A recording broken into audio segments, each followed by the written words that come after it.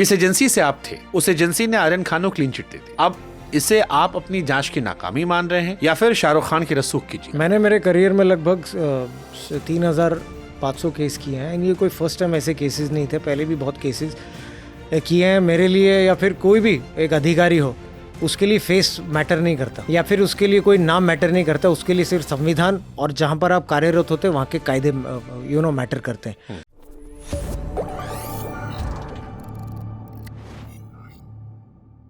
जिस एजेंसी से आप थे उस एजेंसी ने आर्यन खान को क्लीन चिट दे दी।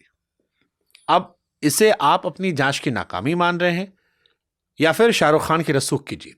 और इसके साथ एक सवाल जो लोग ऐड करते हैं कि क्या फिर समीर वानखेड़े करप्ट थे? उन्होंने लाइमलाइट में आने के लिए केस बनाया क्योंकि इससे वो रातों रात स्टार बन जाते।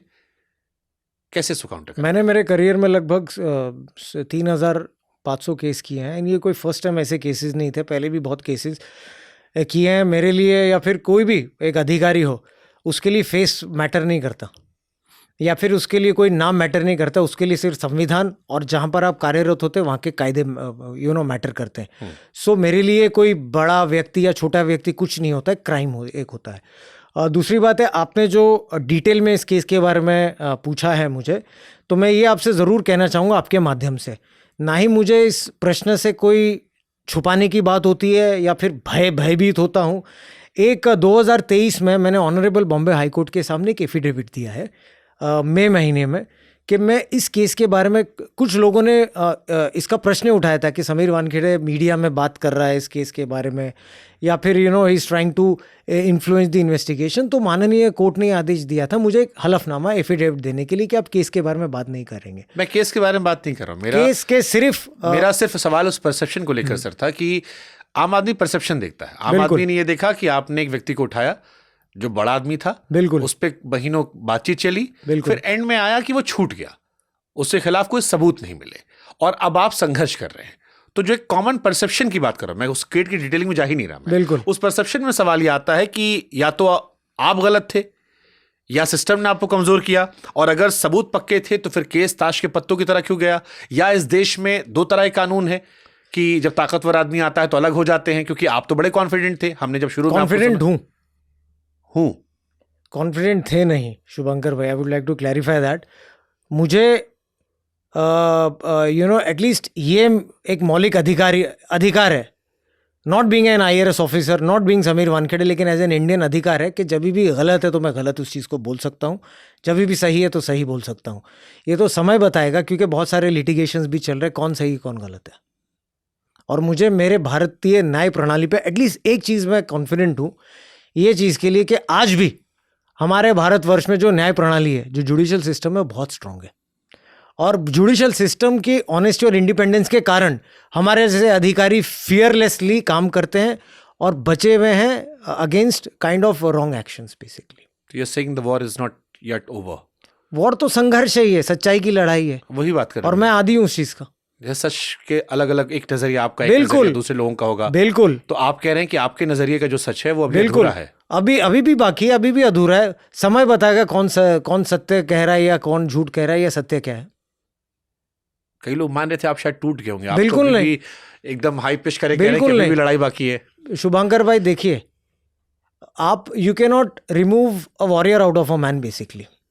लड़ाई आप कभी भूल नहीं सकते। पहले चोर उचक के, गैंगस्टर्स, एंटी नेशनल्स, उनके साथ लड़ रहा हूँ, अभी कुछ अलग लोगों से लड़ रहा हूँ। तो पहलू थोड़ा लोग जो समाज में जो गलत प्रकार के लोग हैं, जो आरोप लगाते हैं, जो सिस्टम में काइंड ऑफ एनार्की करते हैं, उन लोगों के साथ मैं फाइट कर रहा हूँ। बट एक सवाल चलो मैं अपने कॉमन मैन की तरह पूछ लेता हूँ आपसे। मैं फिर कोर्ट की डिटेलिंग में नहीं जा रहा हूँ, जहां आपको लगेगा कि मैं बैरियर क्रॉस कर रहा हूँ क्योंकि आपने एफिडेविट दिया है, आप मुझे टोक देना, मैं वहां मान जाऊंगा। बिल्कुल। एक कॉमन आदमी की तरह मेरे मन में सर ये सवाल आता है कि आपकी शाहरुख खान की चैट्स की बड़ी चर्चा हुई, सबने दिखाया, बात की। अब मेरे जहन में आया कि अगर कोई छोटा आदमी होता तो क्या समीर वानखेड़े उसे उतना एंटरटेन करते, उतना जवाब देते? आप ऑनेस्टी पे मैं क्वेश्चन नहीं कर रहा हूं, मैं ये केस जो चलेगा वो अलग है, मैं ह्यूमन पार्ट की बात कर रहा हूं। बिल्कुल कि वो शाहरुख खान था इसलिए 15 दिन तक चैट चल गई। देखिए शुभंकर भाई, ना मैं मूवीज देखता हूँ, ना मुझे कोई द काइंड ऑफ, मैं ना किसी को खुश करना चाहता हूँ, ना मुझे फिल्मों में इंटरेस्ट है, ना मैं देखता हूँ उस चीज़ को। तो मुझे ये ग्लैमर वगैरह ये सब चीज़ें समझ में आती नहीं, पहली बात। सेकेंडली, वो चाहे कोई भी होता, मैं इस केस के बारे में बात नहीं कर रहा हूँ, कोई भी होता मेरे ऑफिस में उस समय और अभी भी काफ़ी लोग आते हैं। इनफैक्ट जब भी नशा मुक्ति भी करता हूँ तो 2-2 3-3 घंटा काउंसलिंग सेशंस करता हूँ। तो इट इज़ नॉट दैट कि कोई XYZ पर्सन आपसे बात कर रहा है। आज भी मेरे मोबाइल फ़ोन में रैंडमली अगर आप देखेंगे भी दिन भर आधा दिन नशा मुक्ति की बातें चलती है कि किसको क्या रिहेबिलिटेट करना है, किसको कौन से सेंटर में डालना है, कौन सा एक्ट है, कौन से पुलिस स्टेशन को बोलूँ कि वहाँ पर ड्रग का इशूज़ चल रहे हैं। So it's not like that. मेरे लिए ना फेस है, ना मुझे कोई ग्लैमर का इशू है, ना मुझे कोई लाइकिंग तो डिसलाइकिंग। आप ये कह रहे हो कि जनता ये विश्वास कर ले कि अगर एक रैंडम आदमी के बच्चे को आपने पकड़ा होता और वो रैंडम आदमी आपसे रिक्वेस्ट करता कि साहब मेरा बच्चा आपकी तरह बनना चाहता है, जैसा शाहरुख भाई लिख रहे थे, तो आप उसको भी उतना एंटरटेन करके play करते? 100% बिल्कुल। मुझे ना वो चीज़ का कोई जैसा आपने You haven't entertained because he was absolutely Shahrukh Khan. No absolutely no. जैसा मैंने आपसे again I would like to reiterate, ना मैं मूवीज़ देखता हूँ ज़्यादा और ना ही मुझे इस चीज़ का शौक है जो काइंड ऑफ किसको खुश करने की कोशिश करूँ। पर हमने तो आपको मूवी में देखा है। वो तो अभी और आप कोर्ट में देखेंगे। हमने तो आपको मूवी में देखा, मैं तो देख रहा था। मैंने कहा अरे आप कहाँ से आ गए? फिर मुझे रियलाइज हुआ कि क्या ये क्रिएटिव तरीका है बदला लेने का, या ये बिलो द बेल्ट वॉर है?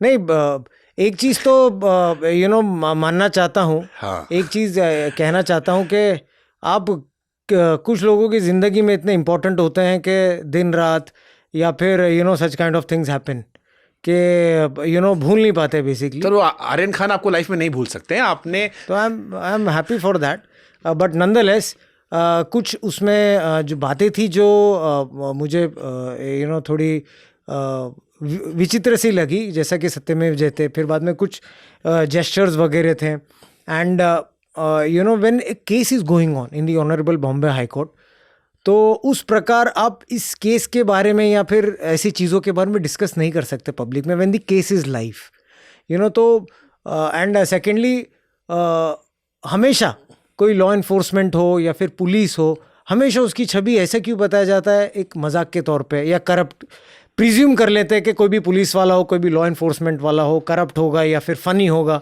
क्यों ऐसा होता है? उन्होंने आपको बेइज्जत करने के लिए वो सीन दिखाया नहीं, था। जिसको भी बेइज्जत करने की कोशिश वो करे। पर्टिकुलरली उसको देखकर एक जनता को जो क्लियर मैसेज था, दो चीजें आई थी।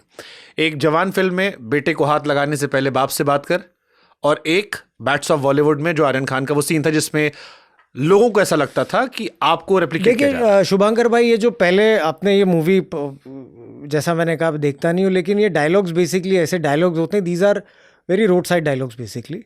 एंड कोई भारतीय संस्कृति में ऐसे वर्ड बाप वाप इस्तेमाल नहीं करता, तमीज़ से बात करते हैं, सम्मान दे के बात करते हैं अपने पिताजी से बेसिकली। तो मैं ऐसे रोड साइड डायलॉग्स पे कोई जवाब टिप्पणी दे के I would not go below the level.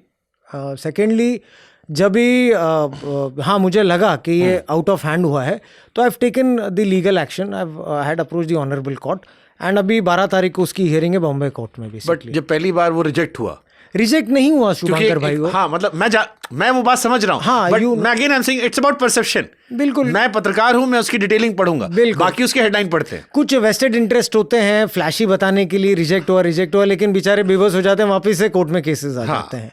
So it is not rejected, it is on jurisdiction point where the honourable court has given permission to file that in the relevant court, and 12th को hearing is coming. लड़ाई जारी है, सत्य की तलाश है, और अंत तक लड़ते रहूंगा एट एनी फोरम। आप लाइफ में थोड़ा फन कैरेक्टर भी है, सब सीरियसनेस ही आप में? अभी जो है वो है, आई मीन जो नेचुरल है, आई डोंट आप जोक्स ले लेते हैं इजिली, मतलब हल्के फुल्के वाले?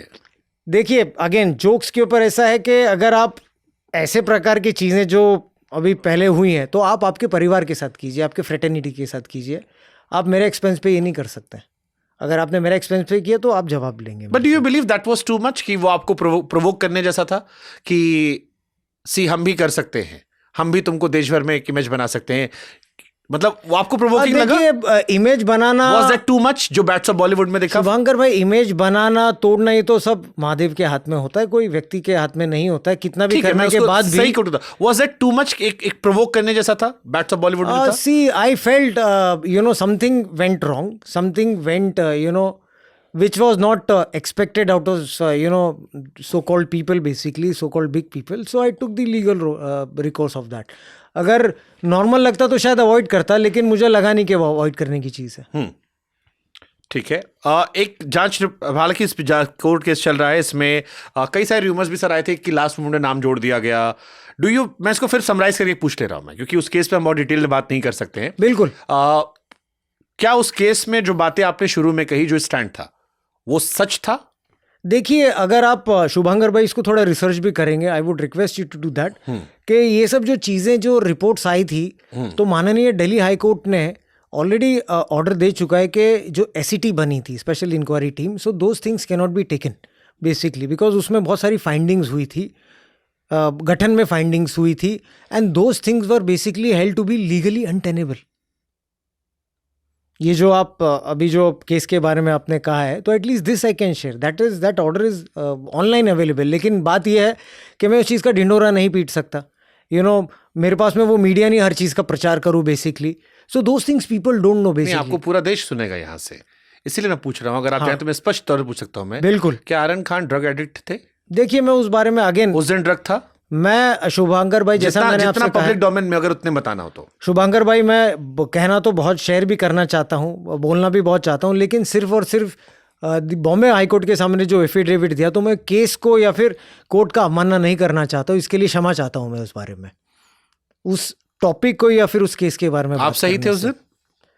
मैंने अभी भी कहा है और पहले भी कहता आया हूँ, जो मैंने किया है ये केस में नहीं, मेरे पूरे करियर में I have done as per the law, as per the constitution, और मुझे कोई भी चीज़ का कोई रिग्रेट नहीं। ठीक है।